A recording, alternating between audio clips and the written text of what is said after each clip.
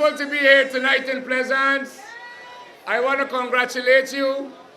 You're a part of a course that was decimated for years. But they couldn't keep you down. You're resilient.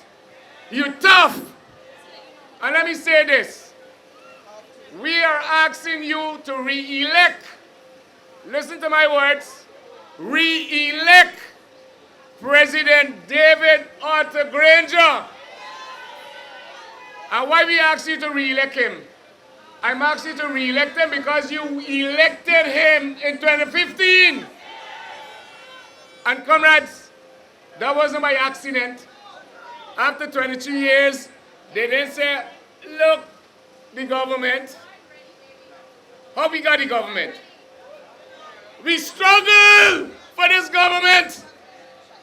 We struggle in the trenches and the streets. They did all kinds of things to your sons and your brothers and your fathers. So don't let nobody tell you any nonsense about this victory of 2015. And you have to carry your victory. You have to protect your government. And so when we say re-elect President David Granger, that's what we mean. Vote again for him. And this time, we will ensure there's no crapo to cut short the tenure of 5 years. Because we have a decade of development. A decade of development. And so let me say to you, when we took office in 2015, we met a failed state. We met a narco state. We met a coast, the East Coast, that was impoverished. No roads, no lights, no water. Crime was rampant. Your young children can't go on the road for fear. That was what we met.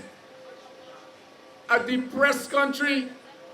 And we took over from a man who didn't know about sharing.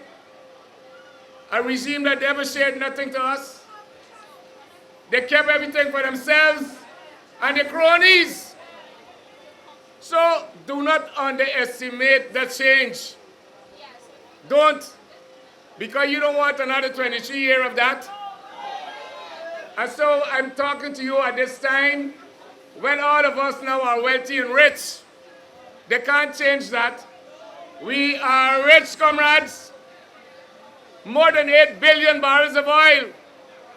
And as they used to say, oil don't spoil. But what does it mean? We are the largest oil producing nation. You can imagine that? The largest oil producing nation. Per capita, which means per head of population, and our population is 750,000. You are all equivalent, each of you, to at least 2 barrels of oil a day when we start making 1 million barrels a day. So there's money like first time. But what? How do you get it? How do you get this wealth? One thing I could tell you for sure, you have to choose the right person to distribute the wealth. You follow me? You can't give it to the same persons who had it for 23 years. And in those 23 years, we weren't poor. We had gold, we had diamond, we had good agriculture, sugar and rice, and all those other minerals. We had bauxite. But even that, for 700,000 people, they never shared it. So we can't make the mistake and let the oil and gas get into the hand, because you would get nothing again. And therefore, whose hands must we put the oil and gas sector in? I'm not hearing you. President Granger. I don't want to hear you saying Granger. That's when we were in opposition trying to win 2015. The president is president until the next elections are held.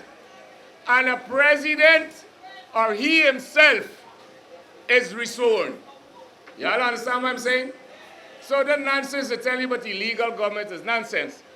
the president and the ministers remain until the next elections are held, and the president is restored and he selects his own cabinet, etc. So we want to let you know that we promised you in 2015 a good life. And I want to tell you this too. The people that were impoverished during those 23 years included many of the people they thought and they claimed to be their constituents. So I don't want, we mustn't get confused with this thing. During the quarantine, the people were dirt poor. Just like how they were dirt poor in the depressed communities in Georgetown and Essequibo and on the East Coast. They all suffered. And that's why we knew in 2011 they couldn't win. We knew that. But you know, the man got up and said they won 51%. Till Vincent breaks him up. Because if they won 51%, what that meant? It meant that they won. And when the recount was done, they were a minority government and we were the majority in the parliament. So we have to keep vigilant. And you know what? They were counting in the first 3 days, we win in the first 3 days. And then the fourth day now, all of a sudden they come switch. Y'all remember that? Like some people start bowling some do straw and all kind of thing. We made a mistake then. But we corrected the mistake in 2015. So when the board starts showing the results, first day, AP and UFC, second day, AP and UAFC, we didn't take the thing again. We went out and we claimed victory. You remember that? Well, you know, we have a GCOM that's headed by a very competent person, neutral and independent. And we trust that the results and all that would be untroubled in the manner in which they were the last two elections. But you must focus on this. How many times in the past did these CEOs, Budupa, Dudupa, whatever the name, got up and declared results and declared them wrongly like they did in 2011 when they got caught? That's what you got to ask yourself. Remember, they're in the head right now. They're in the head because what?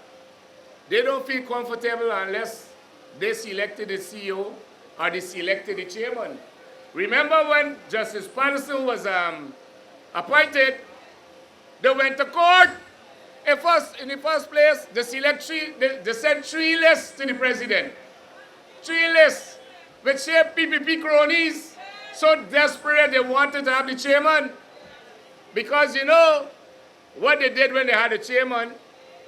He collected the lady and went into a little room at State House and tried to persuade them in.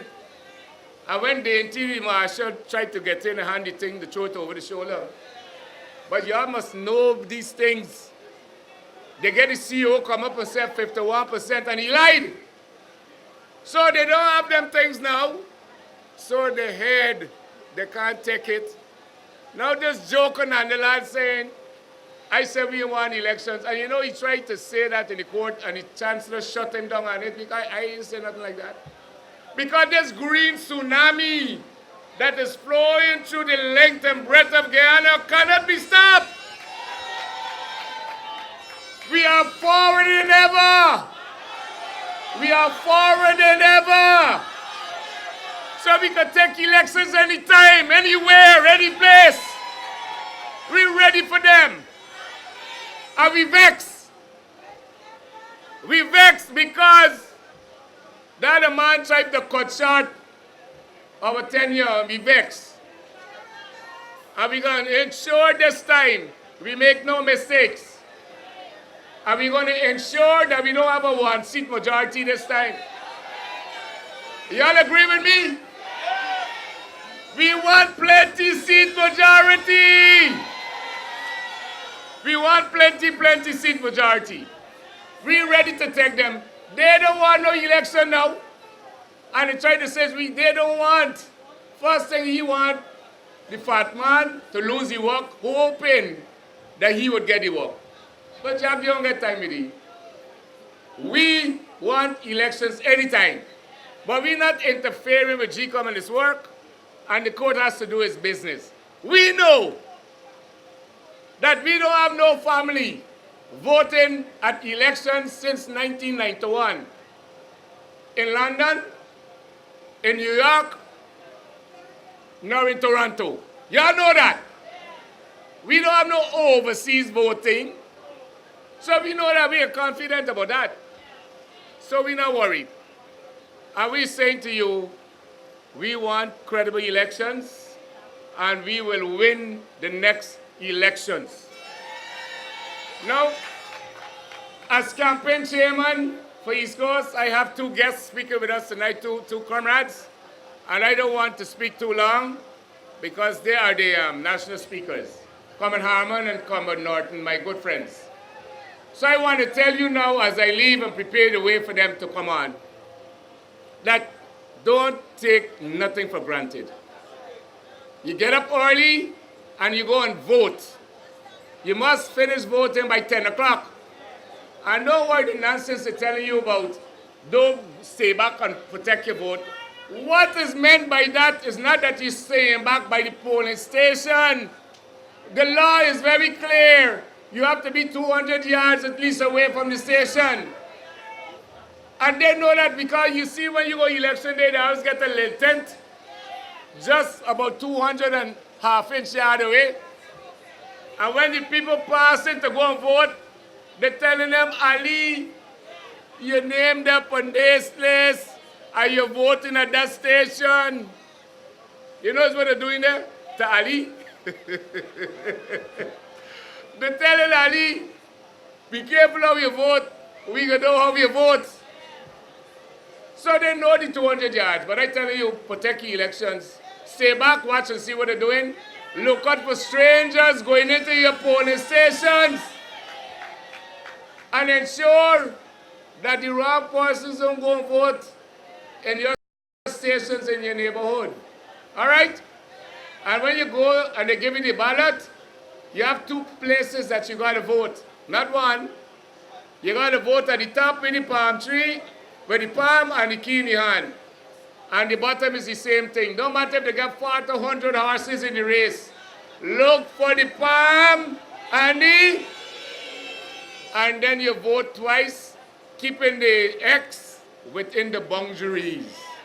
Because we don't want no spoil vote. And so with that, I wish to say to you, forward ever!